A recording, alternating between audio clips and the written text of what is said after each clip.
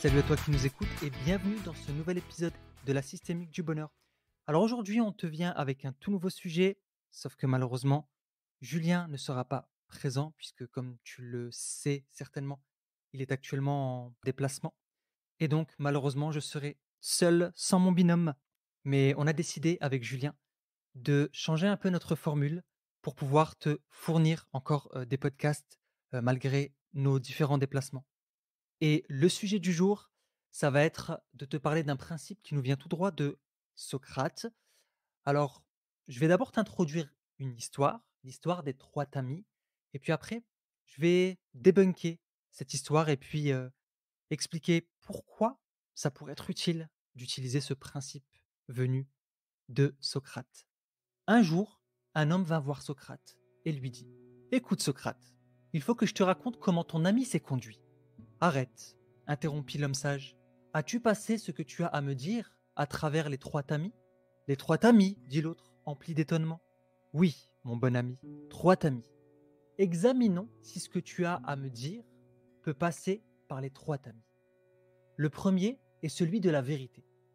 As-tu contrôlé si ce que tu as à me dire est vrai?» «Non, je l'ai entendu raconter. Et bien, bien, mais assurément. Tu l'as fait passer à travers le deuxième tamis, celui de la bonté, ce que tu veux me dire, si ce n'est pas tout à fait vrai. Est-ce au moins quelque chose de bon?» Hésitant, l'homme répondit: «Non, ce n'est pas quelque chose de bon, au contraire.» Dit le sage. «Essayons de nous servir du troisième tamis, et voyons s'il est utile de me raconter ce que tu as à me dire.» «Eh bien, utile? Pas précisément», répondit l'homme. «Eh bien», dit Socrate en souriant, «si ce que tu as à me dire n'est ni vrai, ni bon, ni utile, je préfère ne pas le savoir. Et quant à toi, je te conseille de l'oublier.» Alors j'adore cette histoire parce que il faut savoir que ça nous vient tout droit de la philosophie de Socrate. Et cette philosophie veut que lorsque nous participons à des discussions, à des bavardages, il est important de respecter trois filtres. Le filtre du vrai, le filtre du bon et le filtre de l'utile.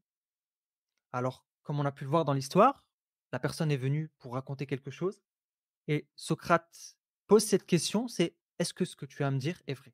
L'homme n'est pas certain puisque il a entendu cette histoire de quelqu'un. Donc il n'a même pas la possibilité de vérifier. Et donc, si cette chose n'est pas vraie, elle n'a pas été vérifiée en plus, ça sert à rien en fait de l'écouter. Puisque, mis à part nous apporter peut-être de l'animosité vis-à-vis des autres, des sentiments négatifs, parce que peut-être que ça va aussi éveiller des choses chez nous, bah, ça ne nous apportera rien d'utile, rien de positif. Le deuxième filtre, celui du bon, est-ce que ce que tu as à me dire est bon? Non, pas du tout. Encore une fois, si ce n'est pas bon, pourquoi est-ce que je vais l'écouter? Puisque la seule chose que ça va créer chez moi, c'est des sentiments négatifs, c'est peut-être de l'animosité, peut-être de la colère, peut-être de la tristesse ou de la rage. Et ces sentiments ne vont pas être utiles pour passer une bonne journée, pour prendre des bonnes décisions, pour faire des bons choix et aussi pour se sentir en bien-être.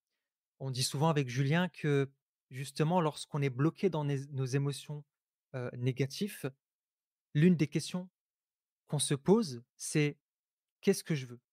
Est-ce que je veux avoir raison ou est-ce que je veux être heureux? Et en écoutant quelque chose qui n'est pas bon pour nous, qu'est-ce qu'on va faire? Ben, déjà, on ne sera pas heureux, mais en plus, si c'est pas vrai et en plus c'est pas bon, on va vouloir comprendre le pourquoi du comment ça a été dit, pour quelle raison la personne s'est acharnée sur nous, pourquoi elle pense ça, et derrière, on va vouloir se donner raison du pourquoi est-ce que. On va donner toutes les justifications possibles du pourquoi est-ce que ça s'est passé de cette manière. Et donc du coup, on en arrive au troisième filtre. Est-ce que c'est utile? Si quelque chose est fausse, elle n'est pas bonne, est-ce qu'elle est utile? Pas du tout. C'est pas quelque chose qui va nous aider à avancer, qui va nous aider à être dans un état d'esprit positif, qui va nous aider à passer une bonne journée. Du coup, est-ce que vraiment ça vaut le coup d'écouter? Personnellement, je ne pense pas. Alors aussi, ce qu'il faut savoir, c'est que ce filtre-là, ces 3 tamis peuvent être utilisés aussi dans notre communication positive. C'est-à-dire qu'en fait, nous-mêmes, on peut l'appliquer lorsqu'on parle. Avant de parler, peut-être de se poser ces 3 questions. Est-ce que ce que je vais dire est utile? Est-ce que ce que je vais dire est vrai? Est-ce que vraiment je suis sûr que c'est vrai? Je l'ai vérifié. Et puis la troisième, est-ce que c'est bon? Est-ce que c'est bienveillant? Et il faut savoir que pour écouter l'autre ou parler, il faut que les 3 tamis passent. Si quelque chose n'est pas vrai, elle ne peut pas être utile. Si quelque chose n'est pas vrai, très souvent, je pense pas que c'est pour nous dire quelque chose de bienveillant. Ça peut, d'accord, mais quand on vient nous rapporter quelque chose qui n'est pas vrai, très souvent, c'est pour venir nous monter un peu le bourrichon ou nous raconter des choses assez négatives. Et donc ces 3 tamis, en règle générale, sont liés. Et du coup, ben, OK, est-ce utile? Est-ce vrai? Est-ce bienveillant? Si j'ai un doute au sujet de ces 3 filtres, peut-être se poser cette troisième question: «Aimerais-je me l'entendre dire? Est-ce que j'aimerais m'entendre dire cette chose?» Si ce n'est pas le cas, alors éloigne-toi de ce que tu pourrais dire parce que notre langue peut être très dangereuse. Alors la langue, faut savoir que la langue n'est pas un os, c'est pas rigide, c'est quelque chose d'hyper souple. Alors ça va très, très vite en fait pour dire des bêtises, des choses négatives et des choses qui peuvent blesser les autres et aussi nous attirer des problèmes. Donc apprendre à discipliner sa langue et aussi ses oreilles, puisque ces 3 tamis peuvent être appliqués aussi bien pour nous lorsqu'on parle, mais aussi vis-à-vis des autres lorsque nous les entendons. Apprendre à discipliner nos langues et nos oreilles, bah, ça va nous éviter énormément de soucis. D'autres avantages que je pourrais donner au sujet du fait d'appliquer ces 3 tamis, c'est que dans un premier temps, ça va te permettre de préserver ton énergie. Alors je te laisse imaginer toutes ces fois où peut-être au travail, peut-être dans la rue avec les amis, peut-être, je ne sais pas, au café, peu importe, tu es là en train de discuter avec des gens qui te rapportent des choses qui sont fausses, des choses qui ne sont pas utiles et des choses qui ne sont pas bienveillantes. Qu'est-ce que ça t'apporte réellement? Est-ce que ça te met dans un état positif, comme j'ai posé la question tout à l'heure? Est-ce que ça t'aide à avancer? Est-ce que ça te permet d'être aussi dans une relation positive avec ces personnes? Pas forcément. Et du coup, ça nous bouffe de l'énergie. Ça nous met dans des émotions négatives et ça draine nos énergies.